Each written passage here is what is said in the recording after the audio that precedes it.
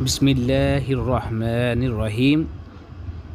Welcome to your favorite channel, Creative Chemistry and Medical Education. Subscribe the channel to get more video lectures and latest updates. अस्सलाम वालेकुम students, कैसे हैं सब। उम्मीद है अल्लाह ताला के करम फजल से सब खैर वाफियत के साथ होंगे। तो आज हम अपना नेक्स्ट लेक्चर पढ़ने जा रहे हैं। प्रीवियस लेक्चर में हमने पढ़ा था कि पेप्टिक अल्सर की वजूहात, causes of peptic ulcer and drugs prohibited in the peptic ulcer. तो आज हम पढ़ेंगे कि पेप्टिक अल्सर को ख़त्म करने के लिए या एंटी पेप्टिक अल्सर ड्रग्स कौन कौन सी हैं और एंटीसिड यानी कि तेज़ाबियत को ख़त्म करने वाली अद्वियात एंटीसिड कौन कौन से हैं और पेप्टिक अल्सर के लिए इस्तेमाल होने वाली अद्वियात की दर्जा बंदी कैसे करते हैं, ये हम पढ़ेंगे।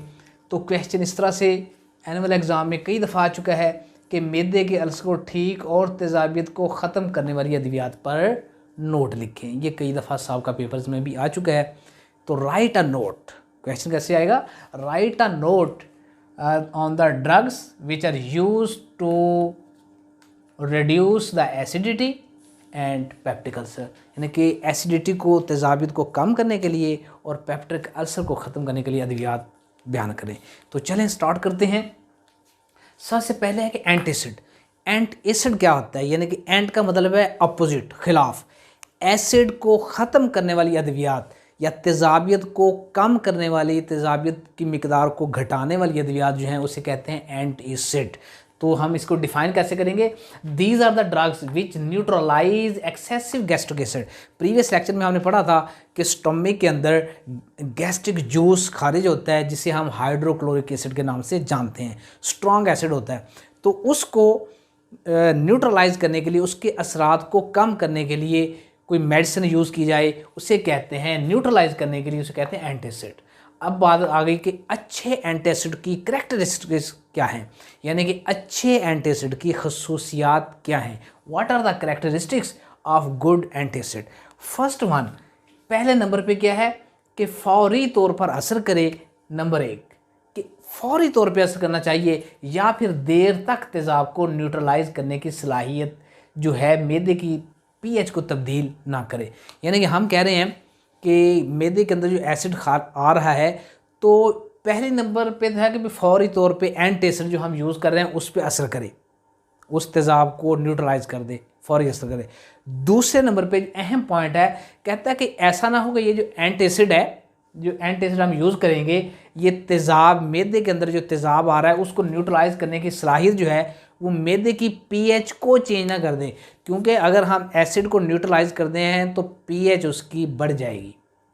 जितना एसिड स्ट्रांग होगा पीएच कम होगी, जैसे ही एसिड न्यूट्रलाइज होता जाएगा उसकी कंसंट्रेशन कम होती जाएगी, पीएच बढ़ती जाएगी। तो ऐसा ना हो कि वो एंटीसिड काफ़ी देर तक उसको न्यूट्रलाइज कर दे और उससे मैदे की, स्टमक की पीएच चेंज हो जाए। नहीं, ऐसा नहीं होना चाहिए। अच्छा एंटीसिड ऐसा नहीं करेगा। नंबर टू कि अमल ये जो है एंटीसिड का अमल सिर्फ निज़ामी इन्हिज़ाम तक यानी कि महदूद। ऐसा ना हो कि पूरे एंटीसिड को पूरे बॉडी में फैल जाए। नहीं, ये जो हमारा डाइजेस्टिव सिस्टम है, निज़ामी इन्हिज़ाम है, सिर्फ इसी पर असर करे। अच्छे एंटीसिड की खसूसियत है। और नेक्स्ट क्या है कि कॉन्स्टिपेशन ना करे। ना ही एंटीसिड कोई ऐसा हो जिससे कॉन्स्टिपेशन हो जाए, कब्ज़ हो जाए, और ना ही एंटीसिड ऐसा हो जिससे लूज़ मोशन हो जाए। नहीं, ये ऐसा नहीं होना चाहिए, कब्ज़ भी ना करे, लूज़ मोशन भी नहीं आने चाहिए। और नेक्स्ट हमारा पॉइंट है जी, जिस्म का एसिड बेस बैलेंस ख़राब ना हो। जैसा कि अभी मैंने यहाँ पे जिक्र किया कि जो एसिड है, एसिड एंट एसिड उसको न्यूट्रलाइज करता है। न्यूट्रलाइज करने से पीएच चेंज होने का ख़तरा होता है। यानी कि एसिड बेस, एसिड की पीएच और है, बेस की पीएच और है। तो एसिड और बेस का एक बैलेंस होता है हमारे बॉडी में। तो वो कहता है कि जिस्म का जो है एसिड बेस बैलेंस ख़राब, पूरे बॉडी में हमारा एक बैलेंस है वो ख़राब नहीं होना चाहिए, सिर्फ निज़ामी इन्हिज़ाम तक उसका असर महदूद रहे। उसके बाद है जी, उससे जब एंटीसिड यूज़ करेंगे तो उससे कार्बन डाइऑक्साइड गैस भी पैदा होगी। लेकिन अब यहाँ पे अच्छे एंटीसिड की खसूसियत क्या है कि वो जो कार्बन डाइऑक्साइड गैस है वो मैदा में खारिज ना हो।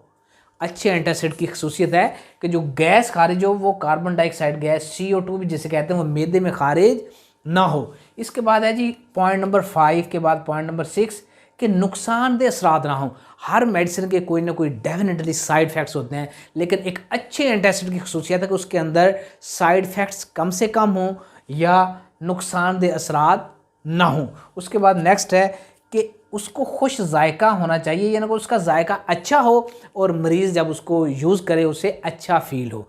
तो ये उसकी हैं खसूसियात। अब है कि पेप्टिक अल्सर के लिए इस्तेमाल होने वाली अद्वियात की दर्जाबंदी कैसे करेंगे। How you will classify the drugs which are used for the anti peptic ulcer purposes. देखिए, इसको दो हिस्सों में डिवाइड किया जाता है। मेनली तौर पे कितने हिस्सों में डिवाइड किया जाता है जी? दो हिस्सों में। नंबर 1 डाइटरी एंटासिड्स, जिसे मैंने शॉर्टकट करके लिखा हुआ है डाइटरी एंटासिड्स पहले नंबर पे, और दूसरे नंबर पे है जी केमिकल एंटासिड। कौन सा एसिड? Chemical antacids. तो पहले को डिस्कस करते हैं डाइटरी एंटासिड। डाइटरी जैसा कि नाम से आपको नजर आ रहा है, डाइटरी यानी कि ऐसे एंटासिड जो हमारी डाइट के जरिए, खुराक के जरिए कंट्रोल हो, उसे कहते हैं डाइटरी एंटासिड्स। तो इसमें कौन कौन सी चीज़ें शामिल हैं? जैसे हम दूध पीते हैं, मिल्क, दूध और तेल वगैरह, यानी कि फूड विच रिड्यूस एसिड्स, जो एसिड को रिड्यूस कर दें। For example milk and oil, दूध और तेल। Number 2 chemical antacids. ये केमिस्ट्री में केमिकल्स होते हैं, और कौन कौन से केमिकल्स हैं जो एसिडिटी को कम करने में फ़ायदेमंद होते हैं। तो केमिकल एसिड को बहुत ब्रॉड रेंज होने की वजह से मज़ीद ग्रुप्स में डिवाइड कर दिया गया। द फर्स्ट वन ग्रुप है सिस्टमिक एंटासिड, सेकंड है नॉन सिस्टमिक एंटासिड, और थर्ड वन है फिजिकल एंटासिड। 3 ग्रुप्स में उसको कितने ग्रुप्स में डिवाइड कर दिया गया? केमिकल एंटासिड को 3 ग्रुप्स में मजीद डिवाइड कर दिया गया है। First one is systemic antacid. तो सिस्टमिक एंटासिड के अंदर कौन सी चीज़ है जी? सोडियम कार्बोनेट, जिसे हम कहते हैं मीठा सोडा। ये मैंने शॉर्टकट लिख दिया है, मीठा सोडा। तो मीठा सोडा यूज़ करने से भी तेजाबियत को कम किया जा सकता है। अब देखते हैं जी दूसरा कौन सा जी? Non systemic antacid. इसके अंदर जी कौन कौन सी चीज़ें हैं? तो ये मिलते जुलते नाम है, आपने गौर से पढ़ने हैं, उर्दू में भी लिख सकते हैं। मैग्नीशियम ऑक्साइड, ये मैंने मैग्नीशियम वाले इकट्ठे कर दिए ताकि आप लोगों के लिए याद रखना आसान हो जाए। Magnesium oxide, magnesium hydroxide, magnesium carbonate, magnesium trisilicate. अब मैग्नीशियम के बाद है जी एल्यूमिनियम, एल्यूमिनियम हाइड्रोक्साइड। ये बिल्कुल नाम जो है इससे मिलता जुलता है, जैसे मैग्नीशियम हाइड्रोक्साइड है ऐसे ही एल्यूमिनियम हाइड्रोक्साइड है, तो ये नाम मिलता जुलता है। Magnesium hydroxide, aluminium hydroxide gel. Aluminium का दूसरा है जी एल्यूमिनियम फॉस्फेट जेल। तीसरे नंबर पे है जी एल्यूमिनियम कार्बोनेट, एल्यूमिनियम कार्बोनेट।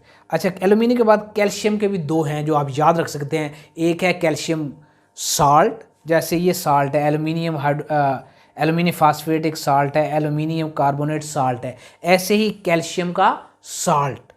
और दूसरा है जी कैल्शियम कार्बोनेट, बिल्कुल ऐसे ही जैसे एल्यूमिनियम कार्बोनेट था, और बिल्कुल ऐसे ही जैसे मैग्नीशियम कार्बोनेट, यानी कि कार्बोनेट तीनों हैं।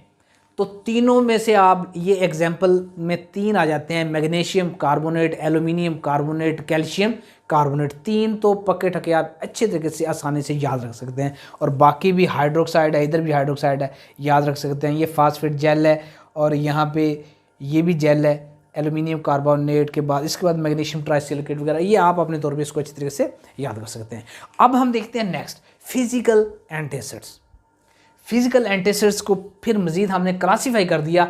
कुछ ड्रग्स ऐसी हैं, ऐसी मेडिसिन हैं जो कि कोलाइडल महलूल बनाती हैं। क्या बनाती हैं? कुछ ऐसी अद्वियात हैं जो कोलाइडल महलूल बनाती हैं, यानी हम कह सकते हैं drugs which made colloidal solution. कौन कौन सी ड्रग्स हैं जो कोलाइडल सॉल्यूशन या कोलाइडल महलूल बनाती हैं? पहले नंबर पे तो हमने इसको ये डिवाइड कर दिया, दूसरे नंबर पे ये हम अभी पढ़ेंगे। तो इसकी पहली एग्जांपल जी कौन सी है? Aluminium hydroxide gel. यही बिल्कुल वही दोबारा आ गई, एल्यूमिनियम हाइड्रोक्साइड जेल। तो उसको हमने कहा कि ये फिजिकल एंटीसिड के तौर पे भी यूज़ करता है। क्यों? क्योंकि ये कोलाइडल सॉल्यूशन है, कोलाइडल महलूल बनाता है। एल्यूमिनियम हाइड्रोक्साइड जेल और दूसरा है जी मैग्नीशियम ट्राई सिलिकेट, ये दोबारा यूज़ हो रहा है, मैग्नीशियम ट्राई सिलिकेट, ये दूसरा हो गया। तो उसके बाद है medicine which stop gastric secretion. तो गैस्ट्रिक सेक्रेशन प्रोड्यूस हो रही होती है, तो गैस्ट्रिक सेक्रेशन को स्टॉप करने के लिए, रोकने के लिए भी मेडिसिन यूज़ होती हैं। तो कौन कौन सी हैं जी? मिलती जुलती हैं, फेमोटिडीन, रेनिटिडीन, सिमिटिडीन। बेहतरीन मिलते जुलते नाम है, फेमोटिडीन, रेनिटिडीन, सिमिटिडीन और ओमेप्राजोल, ओमिजोल, इम्पॉर्टेंट ग्रुप है। तो ये सारे किस में शामिल हैं? Medicine which stop gastric secretion, यानी कि स्टमक के अंदर जो गैस्ट्रिक सेक्रेशन प्रोड्यूस हो रही होती है उसकी मिकदार को कम कर देती हैं, स्टॉप करके पेप्टिक अल्सर से निजात फराहम करती हैं। उसके बाद है medicine which protect mucus membrane. ये जो हमने पेप्टिक अल्सर की वजूहात पढ़ी थी और हमने उसमें पढ़ा था कि म्यूकस मेम्ब्रेन डेवलप हो रही होती है और उसकी पैदावार, पेप्टिक अल्सर में पैदावार कम हो जाती है। तो उसकी मिकदार को बढ़ाने के लिए जो म्यूकस मेम्ब्रेन की डेवलपमेंट भी अच्छी हो और उसकी हिफाजत करने वाली अद्वियात हैं। कौन कौन सी? फॉर एग्जांपल सक्रालफेट, कौन सी मेडिसिन है? सक्रालफेट। दूसरे नंबर पे प्रोस्टाग्लैंडन A2, प्रोस्टाग्लैंडन।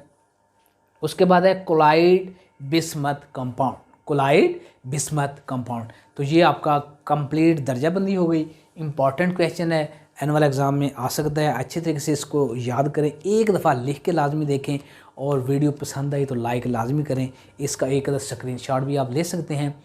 तो वो दोस्त जो इस चैनल पे नए हैं वो लाजमी चैनल को सब्सक्राइब करें ताकि आपको आने वाली नई वीडियोस और लेटेस्ट अपडेट्स मिलती रहें। अल्लाह हाफिज़।